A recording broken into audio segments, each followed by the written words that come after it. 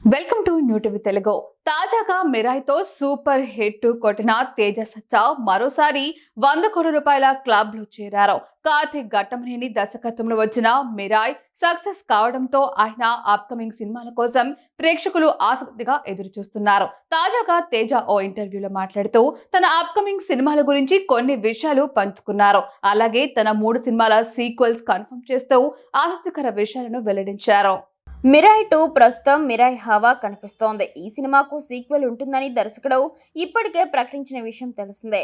ఇందులో విలన్ గా రానా దగ్గుపాటి కనిపించినట్లు కూడా వార్తలు వచ్చాయి.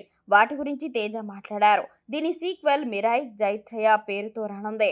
మేమింకా రానాకు స్క్రిప్ట్ చెప్పలేదు, కానీ దీని సీక్వెల్లో మిమ్మల్ని ఆశ్చర్యపరిచే చాలా ఐడియాలు ఉన్నాయి.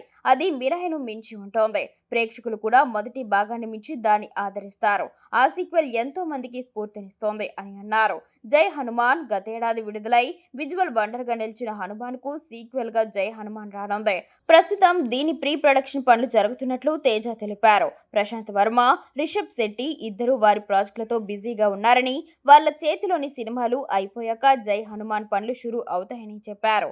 జాంబీ రెడ్డి 2 తేజ సజ్జా హీరోగా 2021లో విడుదలై ఆదరణ సొంతం చేసుకున్న చిత్రం జాంబీ రెడ్డి. దీని సీక్వెల్ పై సినీ ప్రియులు భారీ అంచనాలు పెట్టుకున్నారు. వారి అంచనాలకు తగినట్లుగానే దీని సీక్వెల్ ఉంటుందని తేజ తెలిపారు. కామెడీతో పాటు యాక్షన్ సన్నివేశాలు ఉంటాయని చెప్పారు. దీని విజువల్స్ ప్రేక్షకులను మరో ప్రపంచంలోకి తీసుకువెళ్తాయని వెల్లడించారు.